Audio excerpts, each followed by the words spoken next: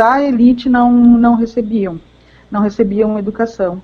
Então eu tenho um texto aqui maravilhoso da Arilda Inês Miranda Ribeiro, que se chama Mulheres Educadas na Colônia, que ela coloca algumas informações, alguns dados lá do período colonial ainda no Brasil sobre isso, né?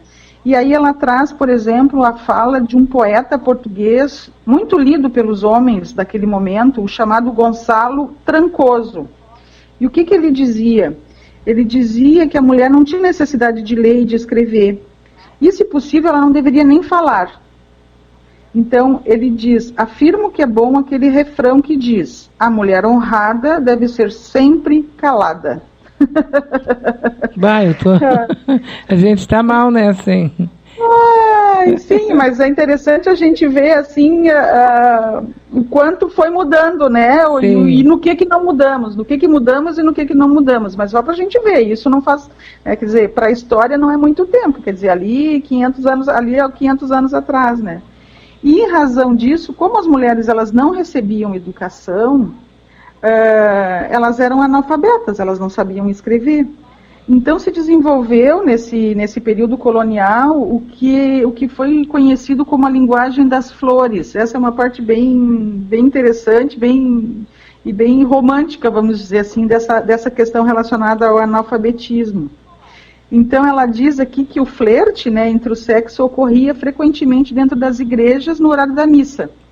O padre rezava em latim de costas para os devotos. Sabe que o padre rezou missa em latim até os anos 60, por aí, né? Uhum. As mulheres ficavam sentadas no grande salão e os homens da sociedade colonial sentavam-se nas laterais. E nessa posição, muitas moças flertavam com o sexo masculino e entabulavam ligações afetivas proibidas. Claro, porque quem definia com quem a moça deveria namorar era a família, óbvio, né?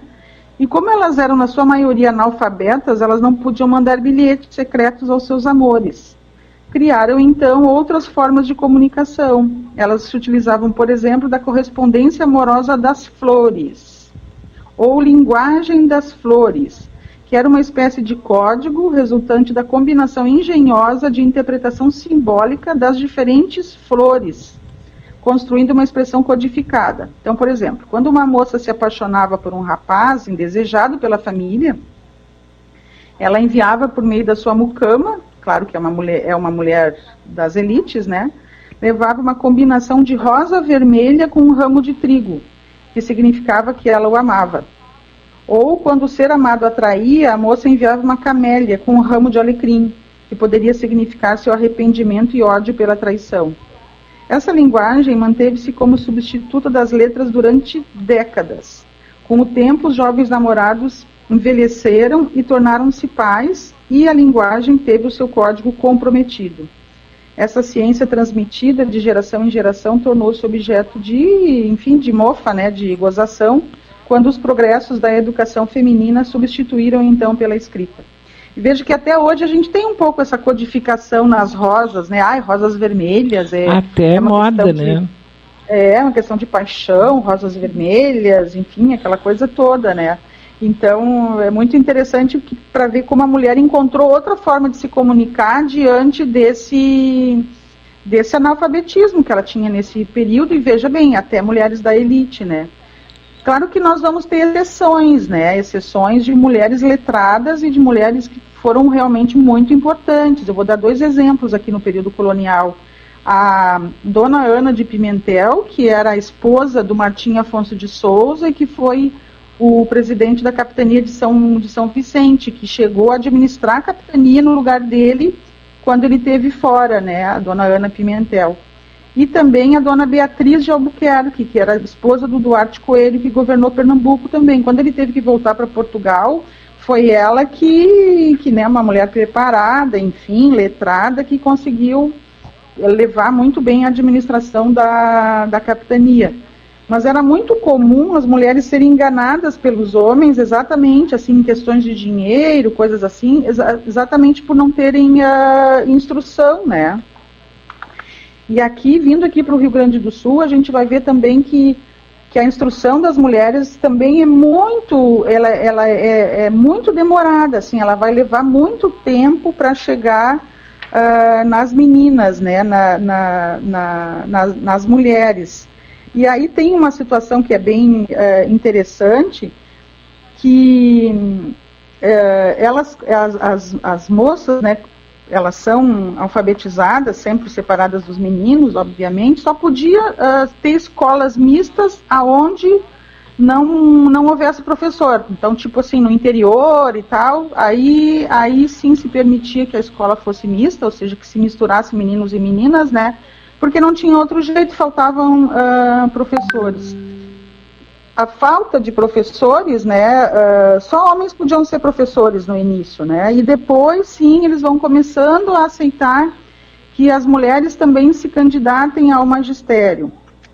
Acontece, Beatriz, que o que vai acontecendo? Os homens, eles vão se desinteressando pela atividade de professor, pela função de professor, porque começa a industrialização, né, metade do século XIX, para o final, e eles começam a encontrar outros empregos mais interessantes e com uma remuneração melhor.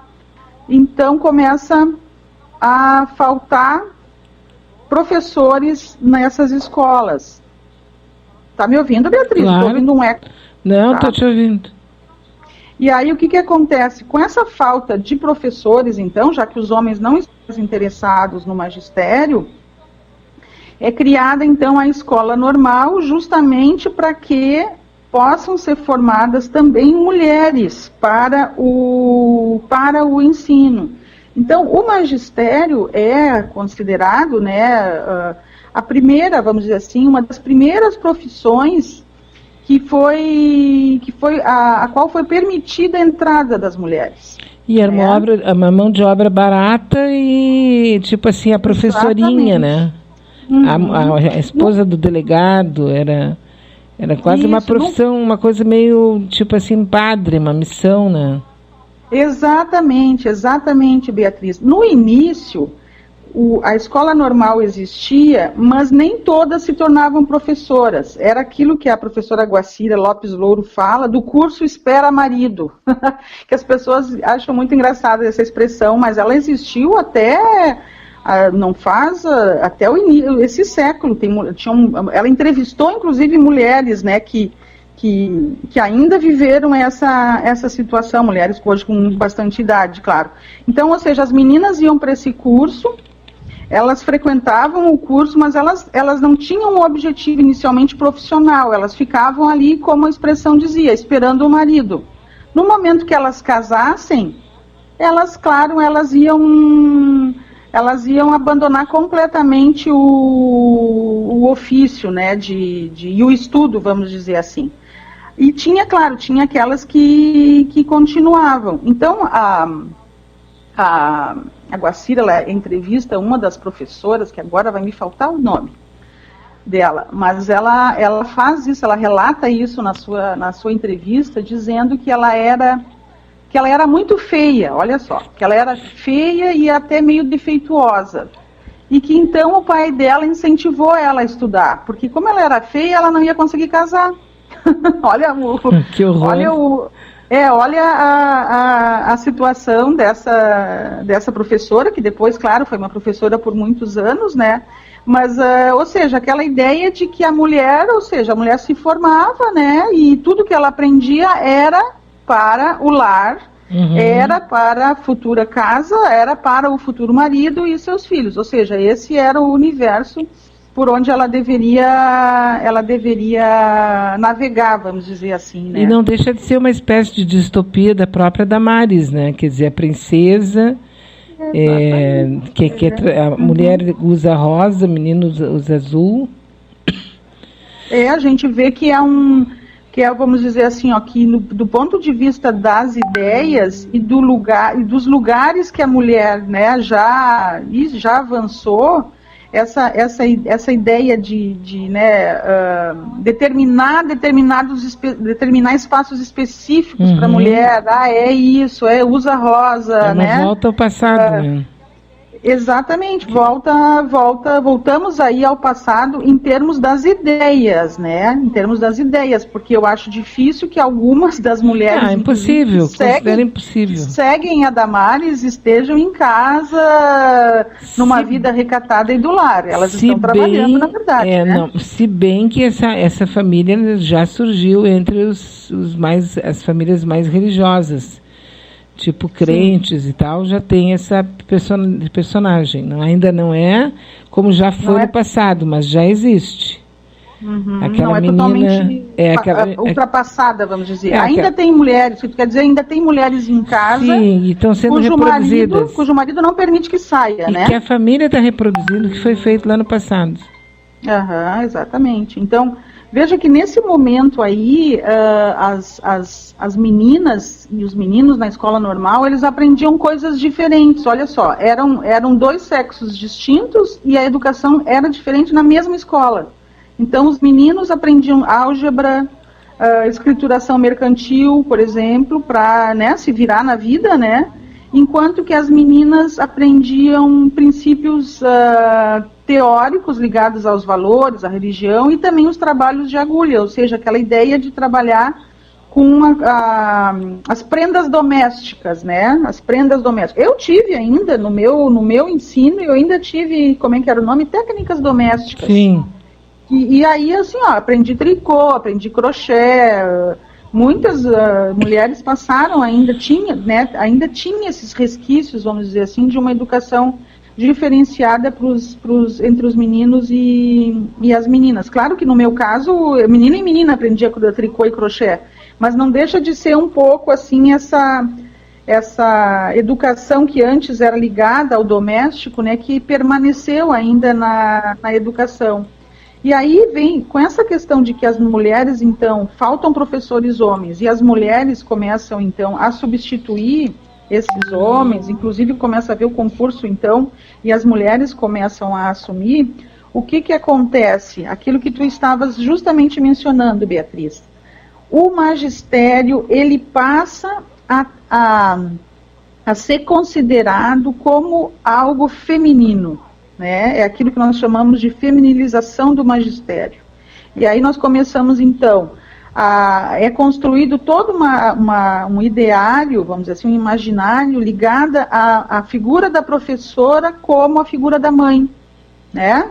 Então, assim, toda uma justificativa que vai dizendo o seguinte, não, essa é realmente uma atividade, né, uma função perfeita para a mulher, porque ela é que tem aquele instinto materno, ela que já foi, né, já é criada para ser educadora, para ser uma cuidadora também. E então, como tem um marido, não custa caro.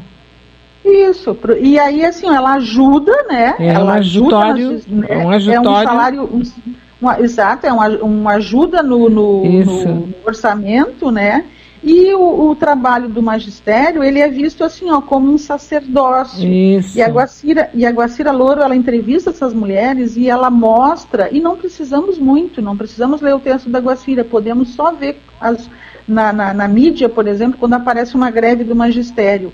Quantas professoras dizem assim para o jornalista, para o repórter? É uma missão que eu tenho, eu não posso deixar de ver minhas crianças. É um amor que eu tenho, né? Ou seja, elas vestem a camiseta do magistério. Mas elas estão convencidas, é cultural, né? Exatamente. Mais ou menos como a gente está vendo agora a questão dos médicos também, só que num outro patamar, né? Então, mas só que para o magistério isso tem consequências funestas, vamos dizer assim, porque à medida em que a profissão vai sendo associada a um sacerdócio, a algo inerente da natureza feminina, cada vez menos ele é destituído da característica de uma profissão e de um trabalho que precisa ser valorizado e muito bem remunerado, né?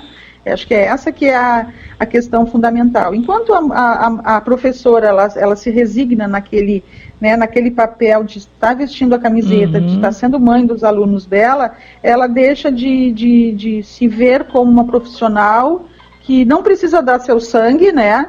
E que precisa, na verdade, ter valorização, ter bons salários e boas condições de trabalho. Muito bem. E, claro, nesse movimento, né, são várias instituições aqui que são criadas em Porto Alegre e alguns desses colégios permanecem aí, né, inclusive como